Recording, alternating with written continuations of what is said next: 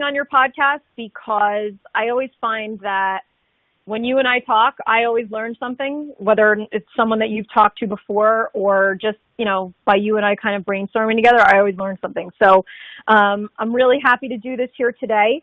And I'm happy that, we kind of have like a studio audience kind of that's rating us and giving us real-time feedback. So connect with me. Here's my, and I guess for the listeners at home, when I say, here is this and that, I am pointing to a PowerPoint. And what I'll do is I'll clean this up without so many, I'll make it a little prettier. And Patrick, I'll give it to you so you can have it as a download whenever, you go live.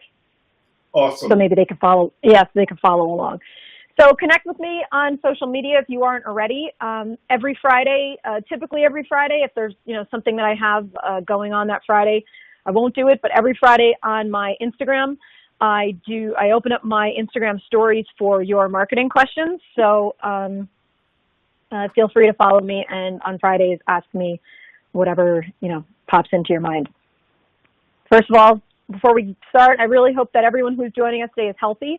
That's the most important thing to take away from today is that, all of these things in marketing and whatever are great, but if you're not healthy, none of this matters. So I hope that you're healthy, and I hope everybody continues to stay that way.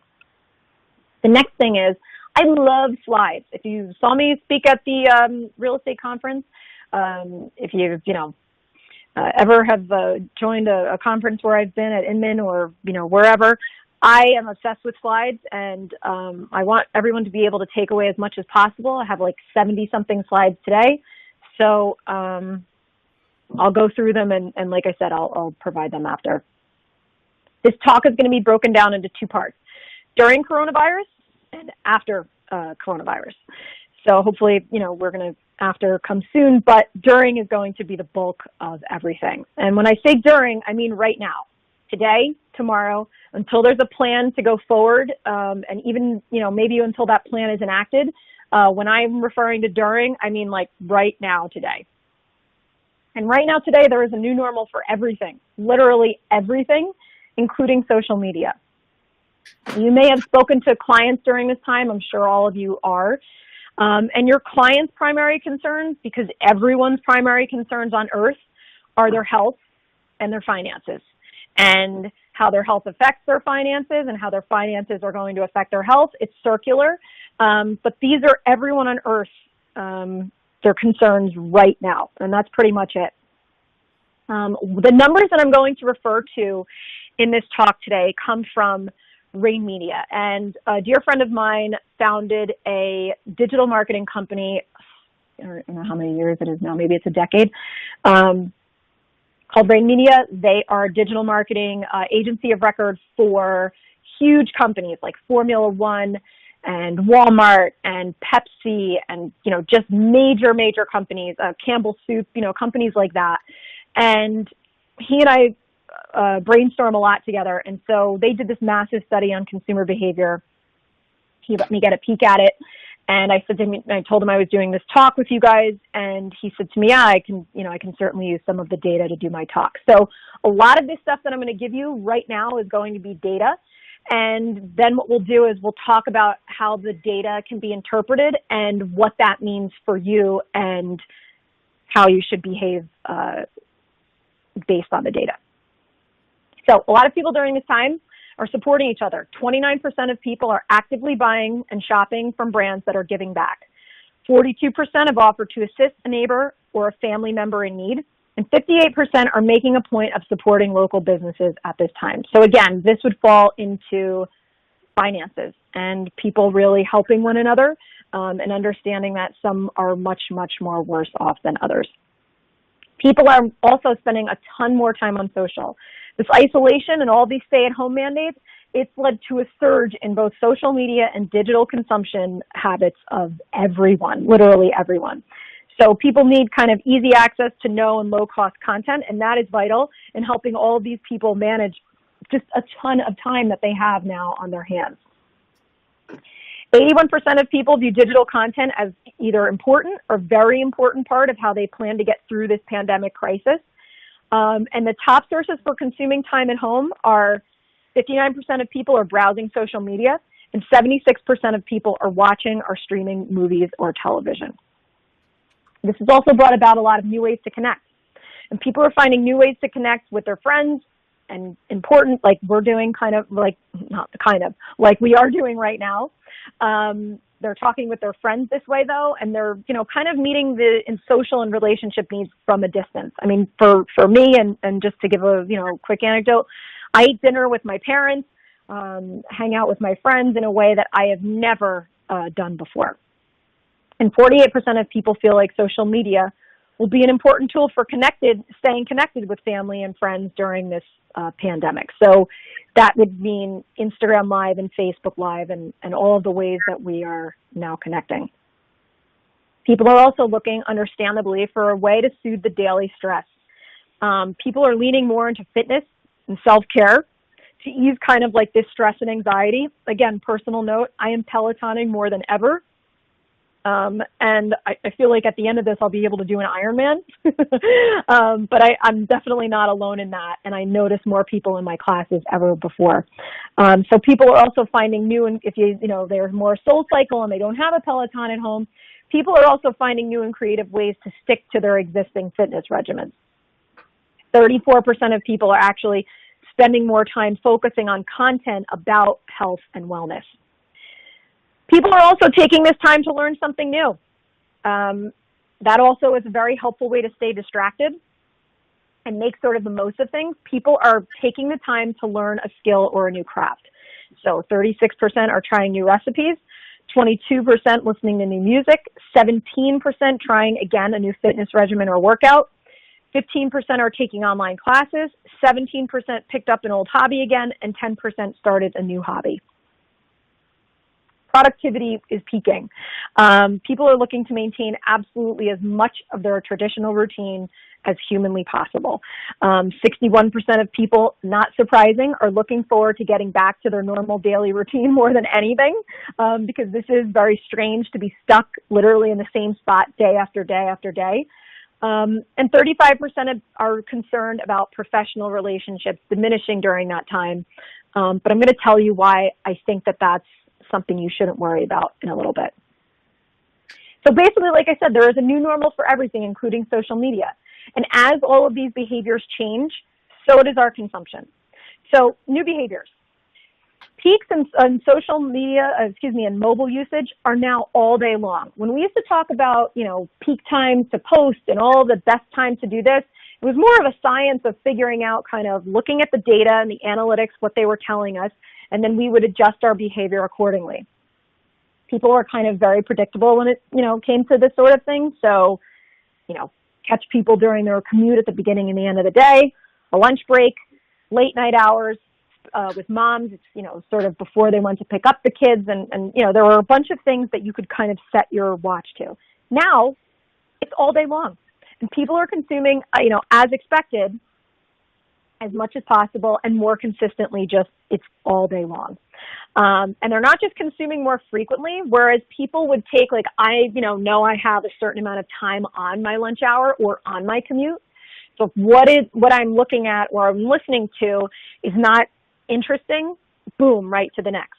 But because I have an endless supply of time at home right now, and everyone else does too, they're more likely to give it a shot and watch it all the way through or watch it for a longer period of time until they decide, this really is bad, I'm out of here. People are also seeking an experience, not surprisingly, beyond their four walls.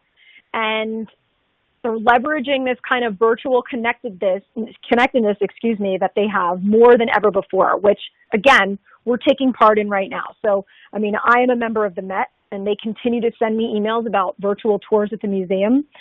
Disney is offering virtual rides. There are gyms now that are offering online fitness classes where you're still paying your membership and they will have someone lead you in an exercise or an exercise class, and a lot of online courses. So, there's literally thousands of opportunities to get out and, explore the world beyond, but using your social and digital marketing. So, how do we apply these trends to your social media? That's really the most important thing. Facebook. If you're active on Facebook, one of the biggest upticks in behavior is that direct messaging is gone through the roof. Usage has gone through the roof. So Messenger, WhatsApp, and that is kind of understandable because, you know, I am not a huge person interacting on Facebook. Most, if not all, of my network is on Instagram. But still, when I go to Facebook and I scroll my feed, it's news. And right now, news is doom and gloom. It's depressing. It's, you know, it's one thing right after the other. And if you're looking to avoid anxiety, your news feed is not the place to go. So people crave that one-on-one, that's either small group or, and you can get to that through Messenger and WhatsApp. I would say that if you're promoting something positive, go to Facebook Live and take advantage of the list that people have right now in consumption. In New York City right now, every night at 7 o'clock, every single night, everyone opens up their windows and cheers for the first responders. It is the most awesome experience I have ever had. Literally, people are banging pots and pans out the window, noisemakers, you name it. It is awesome. And so I've actually streamed that a couple of times, and every time that I've done it, people comment and they're like, I'm getting chills, this is amazing. And then when they see that I've done something like that, hey, when are you going to show it again, is what the messages that I'm getting directly. So take advantage of something that everyone can kind of feel like they are a part of. Instagram. If you're active there, stories are seeing massive engagement, huge. And that, again, it leans more into content that focuses on being intimate because stories tend to be more spontaneous. So how I would say to sort of, and everyone is doing stories, so how I would say to kind of do this where you wouldn't get lost in the carousel is if you have something to post in the morning, post in the morning. If you have something to post, you know, later on, late morning, post it again. Don't post everything all at once because then you will go down the line in the carousel. So post throughout the day, and as soon as you post something new, boom, you will go right back to the top of the carousel. And I would do this every day. Certainly stuff that's, you know, again, we'll get into what that content is, but I would do posting on stories every day. I would also take advantage of the quizzes and polls to drive up your engagement even further.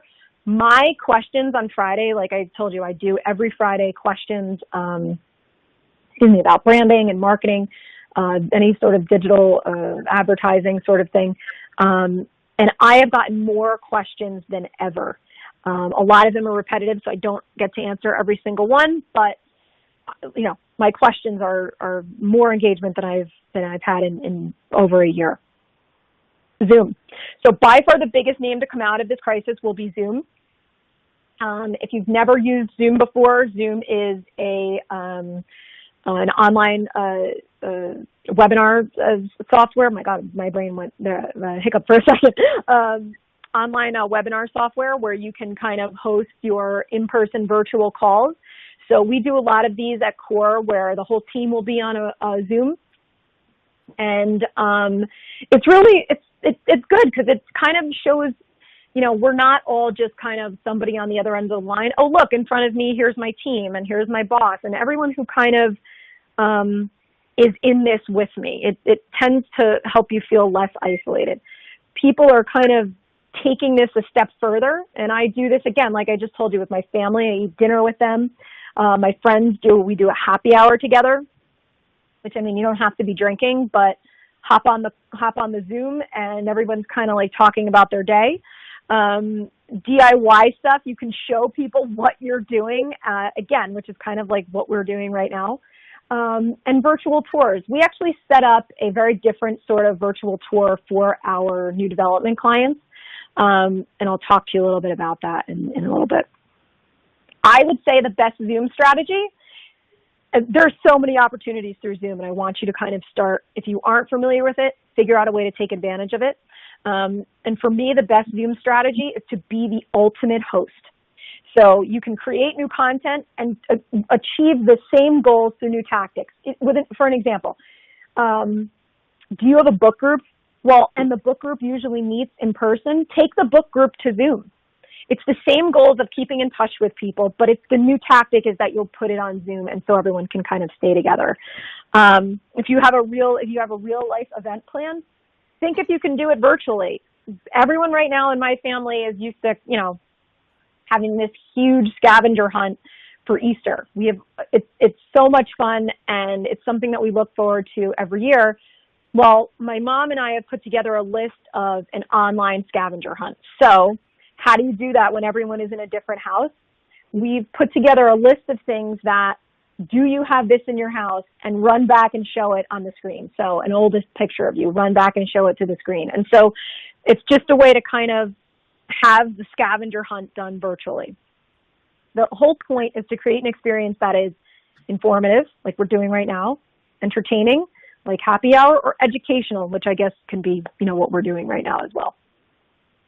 The positive outcome of all of this and all of that data and all the things that I just told you is that this actually forces every single person to be much more creative. Seriously.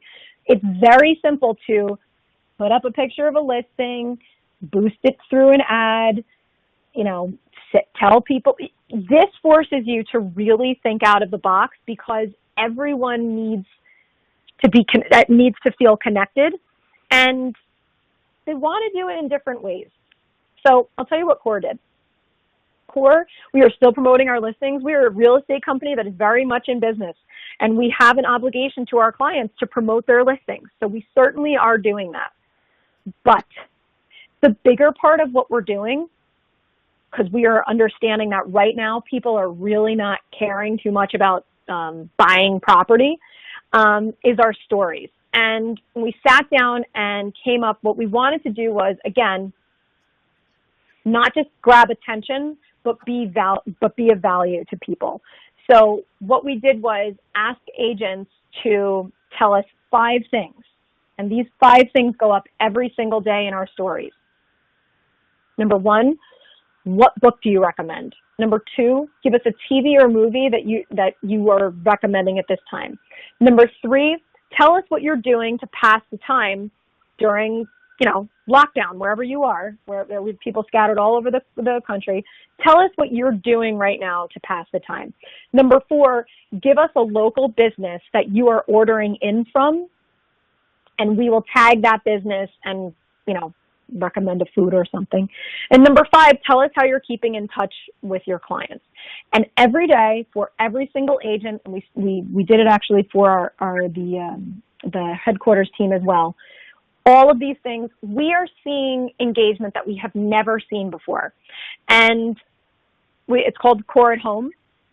We are seeing engagement from the businesses, how grateful the businesses are that they're, you know, letting people know that, hey, yeah, you are still open and your takeout is, you know, just as good as sitting in. That has been huge for the businesses, and, you know, it does a lot of goodwill. And it gives back. And, you know, one of the things that I heard feedback from, I always hear feedback when Core does something from other firms. And another firm in the city had done something where they're like, hey, look, this is where I'm working from at home. And that's great. But what's the next step? How does that inform? How does that entertain? Or how does that bring value to people? It's really nice to see where you're working. What value is that to me? If I'm home and I'm anxious, Core has provided you with a TV show to watch, a book to download, place to order from, someone else's exact routine that they're doing in their home. Our thing was to provide value so people would come back. And it's not, again, all about us. I feel like just showing things like, hey, this is my living room and this is where I'm working, that's really cool. I'm not coming back tomorrow. I don't want to see your living room again. But the goal is to keep people coming back. Oops, I think that's wrong. For our new development at Rose Hill, we did an open house promotion where we had a very different sort of tour. A lot of the new development companies are offering virtual tours, meaning that tour is very disconnected from the agent who is giving it. So what we did was, you know, right before lockdown, we had our videographer go in and walk through the sales office with the agent, speaking in the background so that the videographer knew when to turn here, how long this would be, and literally giving the tour virtually. We then muted the agent when we put the video up into the open house so that the agent could then do what we're doing right here. Bring the open house into Zoom with the people who are looking and stop and start the video, literally giving their virtual tour that they could not give in person. It's the same experience, you're just not in the room with the person. It's not that disconnected feeling of, okay, I'm gonna send you the virtual tour, you watch it, and then you call me and we talk about it. This is actually a virtual tour. So in order to get people to sign up and to get into that room, we did was we wanted to give back to the community, because our neighborhood around Rose Hill in Chelsea, they are just an incredible group of businesses, and we really want to make sure that, you know, we do our part to make sure that they're around. So what we did was, if you signed up for our virtual tour, we donated, every single person who signed up and joined us, we donated $25 to the bakery that provides us with all of our stuff for our events there. So for real estate, it's very important to give back. That doesn't make it all about Rose Hill by doing that. And when you're giving your tour, it makes people understand that, look, it is a really tough time. This is the toughest time, hopefully, that all of us will ever have to go through. But we're adjusting. Here's the new normal, and we can still give back while we're working. Mark Cuban, who is one of my favorite people, had a great quote at the beginning of this. How companies respond to coronavirus will define their brand for decades. And that is 100% accurate. Not just because I like Mark Cuban, but it's 100% accurate. Oops. What you need to stop doing now if you're doing this, and I see, I'm not saying any of you are, but I see on my LinkedIn feed and all of my feeds, people are still giving me business as usual thing. It isn't business as usual. And, you know, people are still, I'm the best agent for this and that.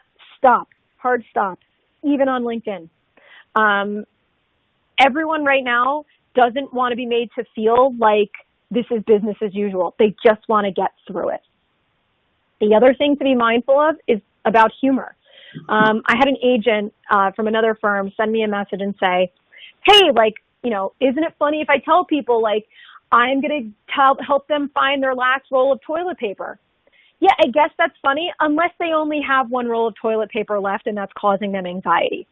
So we just have to be a little more sensitive. Like, with humor, there's a certain level of, like right now, Patrick and I were just discussing, for any of you who joined early, I was discussing my hair, Patrick was discussing his beard, and, you know, I'm saying about my roots and how terrible they are, and that's funny because it's me. And, you know, I can make fun of myself, and, you know, I'm not then putting it on, hey, ladies, no, this is me, and I'm, you know, that's the humor. You know, poke fun at yourself if you're going to make humor. Don't make this all about yourself. There was a New York Post article about an agent in New York.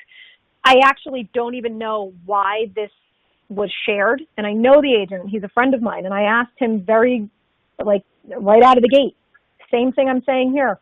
What in hell were you thinking? He was whining about, yeah, you know, like, I was supposed to be making $500,000 this year, and I'm not anymore. Nope, not the time to be bringing that up. Not the time to be bringing that up, especially in New York, where everyone is at their peak anxiety. Xanax prescriptions, my doctor told me, are through the roof. So hard selling at this time also will have a negative and lasting negative effect, similar to what Mark Cuban said. And I'm going to show you an example of this, which is an example directly from me. So let me give you a very quick background. The week that New York said that they were shutting down, the week that I should say that they announced that they were shutting down, I was actually on vacation at a spa in Arizona, and I had my phone shut off for days. And I turned my phone on after 4 days of bliss, and I had a million texts, emails from work, you know, and I texted my boss, Britley, and I said to her, you know, what in the hell? And she said to me, if you can get a flight home, get a flight home early, because everyone is shutting down, you know, everyone's going to be working from home. It's very bad, and the anxiety in the city is just, she's like, you can feel it. I was like, oh my God. Okay. get home. This is during the first week. And I think I'm not alone at all in saying that first week was the hardest. Everyone thought they had it. Everyone, every sneeze, it was oh my God, is this, there was not a lot of information about the disease and how you had it. And everyone's adjusting to this new normal of not being able to go outside or see their loved ones. And it was just, and this is not just for New York, this is everyone. I get an email on LinkedIn from a girl who, I went and I certainly still added my people on LinkedIn. I'll give her the first one. Thanks for connecting with me here and whatever. The next day, she sends me another follow-up. Hey, I'm not sure if you had a chance to read my last message. It might not be relevant at this time.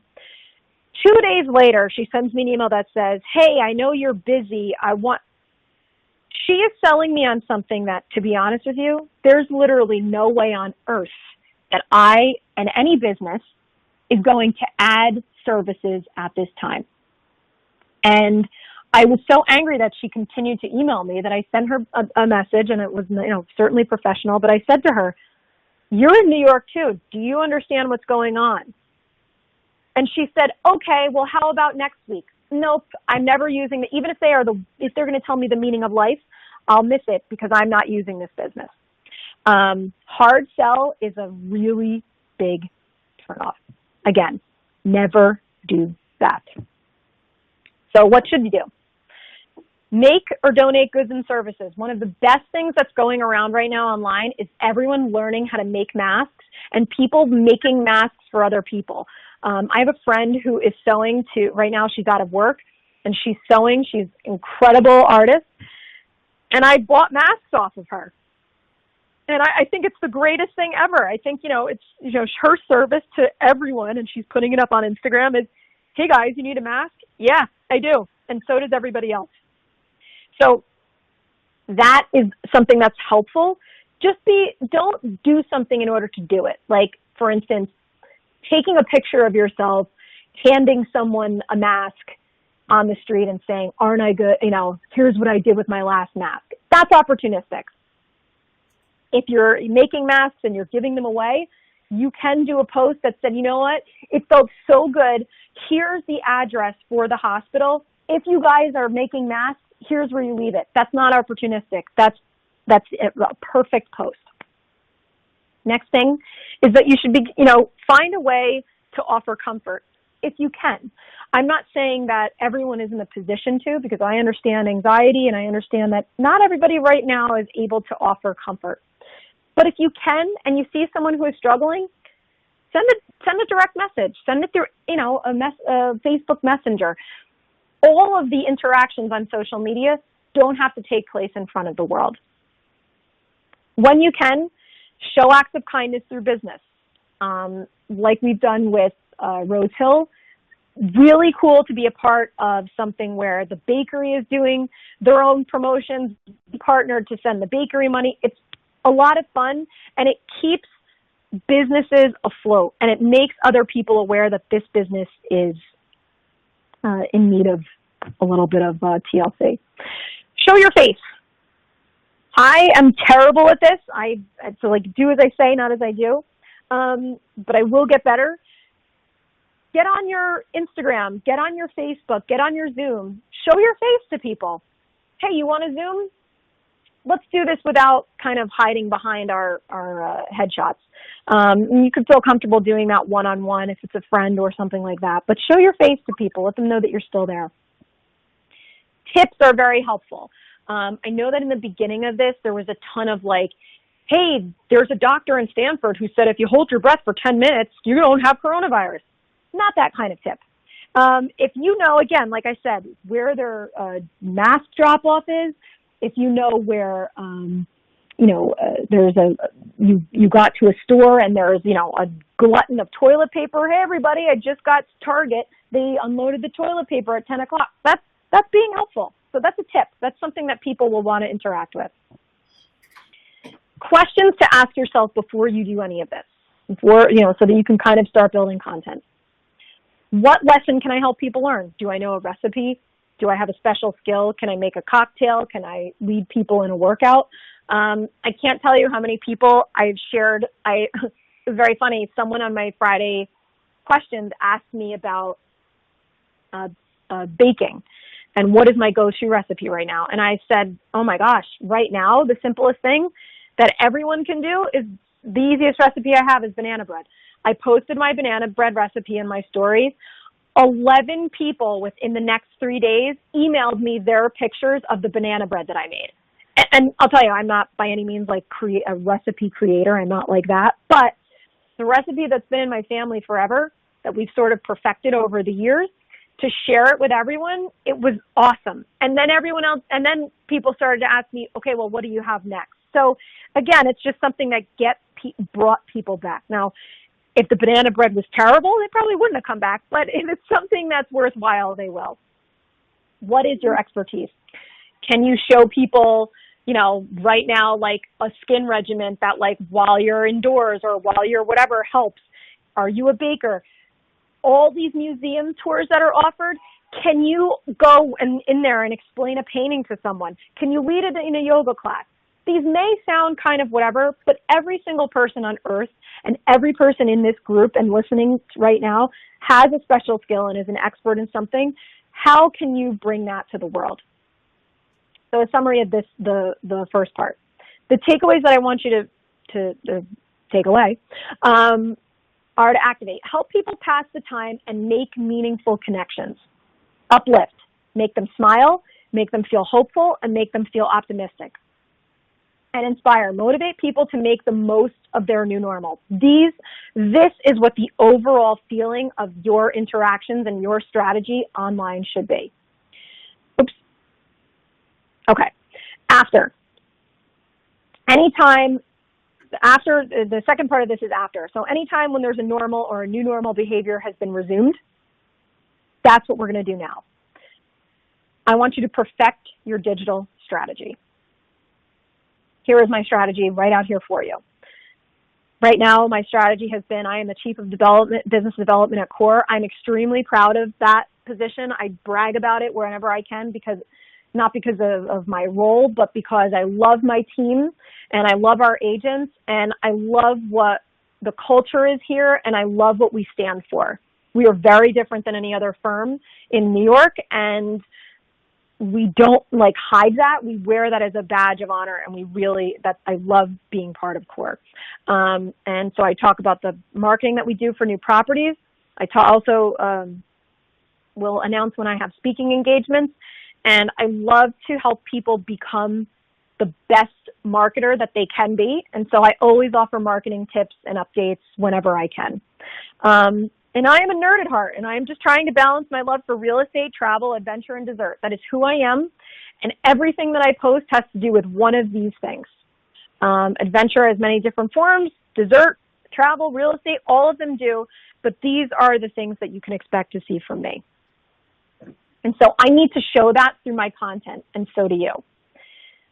I will tell you that the worst thing is bragging about yourself and your achievements, and it'll get old as soon as you've done it on one post. So do it, get it out of the way, be proud of what you've accomplished. I would never tell you not to be.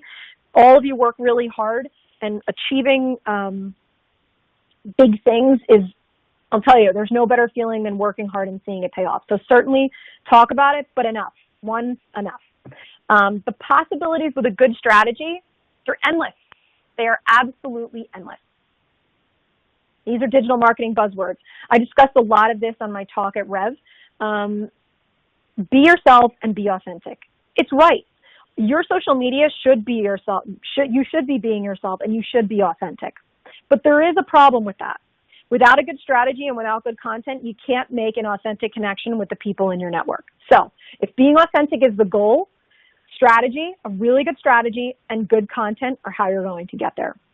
So the version of you that is not bragging about your sale of the day or how lucky you are to do what you do or how your clients have such a big budget and blah, blah, blah. The version that is authentic and reliable, your clients are going to seek that out. All of the things that we just discussed, you giving back and all of those things, those are ways that your people are going to continue to seek you out. So the X factor of really good digital marketing afterward, I want you to remember this, is a good strategy. Now that we've talked about strategy, what? The phrase that everyone talks about all the time Content is king. And they say this because it's right. But there's one thing that I want you to remember about content being king. Good content is king. Oops, sorry. Oops, hold on a second. Sorry about that. So good content is king because there's a lot of noise out there. The notable stats in 2019 for Instagram are 1 billion active monthly users, 500,000 active accounts every day, 400 million accounts post stories every day, 95 million photos uploaded every day. And in 2018, Instagram ad revenue doubled to 9 billion. Now, all of these numbers right here, I don't know the active monthly users and all for sure, but I can tell you that I know that this number has increased. All of us right now in 2020, this is a very, very unusual set of circumstances, and all of the data tells us that people are interacting more, even though businesses aren't doing as well as they used to. Ad revenue for social advertising has exploded. So that is something to keep in mind when you're posting. Good content gets eyes, bad content, not so much. I'm going to give you 4 ways to maximize your strategy so your content is effective. Number 1, validate your requests. People have a natural tendency to comply with a request if they're given a reason. So when you're saying, come to my open house, okay, why? Come to my open house tomorrow and see the best view of the entire city of New York and show the door handle that you're opening to, not the view, because then people don't have to go, but show the doorknob that you're going to open to show people that view.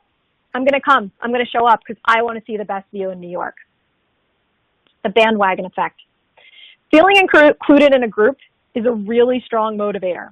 That's why when you sign on to Facebook, they tell you, hey, Danielle, these are your friends that like the Yankees. These are your friends that like Peloton and Nike. And I want to be a part of my friends group that, likes Nike and all the Yankees. And, I want to be a part of that group.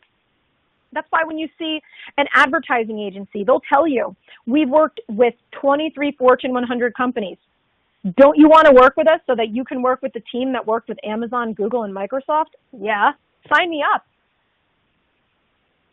The great phrase is, nothing draws a crowd quite like a crowd. So on your social media, people always do this wrong when they show open houses. Here I am at my open house. Do I want to go there now? No. Why do I want to go here to an empty place? Okay, I guess it's a good look. There's so many people there. Or, this is actually the same place. Notice this is the exact same place. Those people are on that balcony. Do you want to go there now? If I showed you this and said this is the open house, the heck are all those people doing? I want to be there. So, excuse me. So make sure that you tell people why. The repetition effect. You need to repeat yourself about things more than once because the more a piece of information is repeated, the more likely we are to believe it. Especially now. The lifespan of our social media posts, these are pre-coronavirus. This has to be shorter now. 2 hours for an Instagram post has to be shorter just because of the amount of content that's going down. So you have to repeat yourself because people either miss it, but if they got it, you want them to get it again. I looked at actually Apple's site when I started to do this slide. And Apple, these are the things that they tell you about their phones. They're the most durable glass in a smartphone, the best looking display, most powerful chip, the best camera. Now look, I have an iPhone. I've had an iPhone since day one. Is it the most durable glass in a smartphone?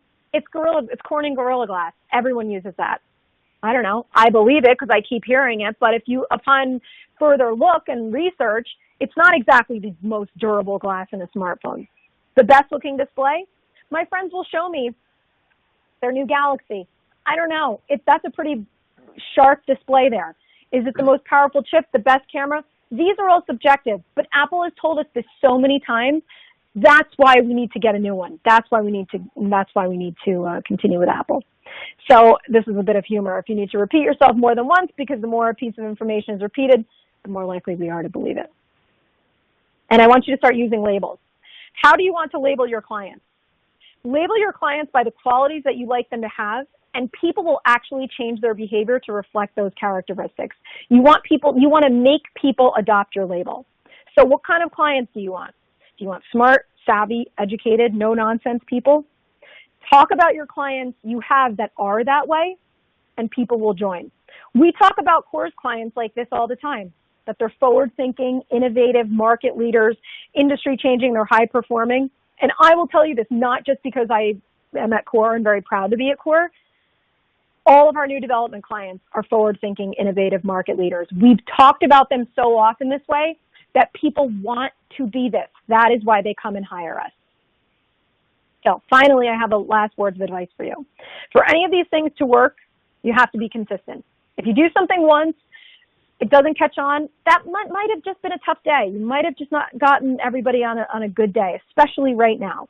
Afterward, give it some time. Keep doing it. And the last thing that I want to say to you is to be kind and not to be so hard on yourself. I see all of these posts that are almost bullying people into like, you need to make the most of this time, and if you don't, whatever. You know what? It really is okay to just make it through the situation. This is the most difficult thing, like I said, I hope all of us will ever have to go through. And if you just at the end of the day say, you know what, I made it through, that's enough. It really is enough. I provided you here with a bunch of things that you can do, and certainly connect with me and I'll help you more. But Danielle, if that's all you can say at the end of this, you know, it's good. So yes, Patrick. We're going to open this up to questions. So there's a Q&A button on the left side of your screen. People can type in their questions and then I'll give them to you, Danielle. But while they're doing that, I'd like to bring up a couple of things that really caught my attention. You know, we just did our first group coaching session at 3 o'clock today for a real estate group. And one of the things that came up in this was that when you focus on yourself, you tend to not be the best version of yourself. That's when things like anxiety and stress and difficulties in life can come in. But when you focus on others, you have a tendency to be a much better version of yourself. And all this time, Danielle, you're talking about, you know, really connecting with people. When you focus on others and you're making them the center of your thoughts and your actions, that's where real connection comes, and that's where the best version of each of us comes out. Would you agree with that? I couldn't agree more with that. I think, you know, right now, I think, especially since this is so unprecedented and we're, you know, whatever, and there are a lot of people who need our focus, I think people appreciate that so much more because it just shows that you're caring for something besides what's going on with you. And it's, you know, it's very easy to be selfish in this situation because we all are experiencing heartache, some much more than others. But when you take yourself out of the equation and you focus on someone else, really good things can happen. So that's, you know, certainly a big takeaway. The other thing that struck me, and please, if you have any questions, put them in Q&A. The other thing that struck me quite a bit was what I've noticed is that the level of creativity in the world is boomeranging. It's so high. Yeah. And I think it's expanding how we define being creative. I think a lot of people think, well, being creative is something an artist does or something a singer does. But people are finding how to be creative in every day of their life in terms of how they interact with people, how they would post something on social media, how they would talk to people. And to me, there's a lot of really difficult things coming out of this time, but there's really some beautiful things, and seeing the growth in creativity and kindness and compassion, I just think is just amazing. And I want all of us listening to look at how each of us can be more creative, because for me, Danielle, being creative is the spark of that comes from the universe, God, whatever you want. That's where creativity lies. And you don't have to take my word for that. That's what Albert Einstein always said was. Oh, well, You and Albert, you always, the one and the same. I think, the things that I hear that people are doing are actually really cool. Like my mom is part of a knitting group, and this is a really big part of who my mom is that her friends get together and they whatever, and they set up a Zoom to do it all together. So even though they're not, it's not that they're knitting the same thing, they never do that. They just sit in a room and they hang out and they have fun. And this gave them an opportunity to do that. So I think a lot of things that people are, if you think about, the things that you can do, that's why I said, like, I think that there's a lot of things that you can do by asking yourself questions. Like, I really enjoy making a cocktail. I know if anybody's a fan of Ina Garten, what she did was she made herself like the biggest cosmopolitan in the world one morning, and it went viral. But like, that's a gift. That was so funny. She looked like she was drunk at 8 a.m. in the morning too.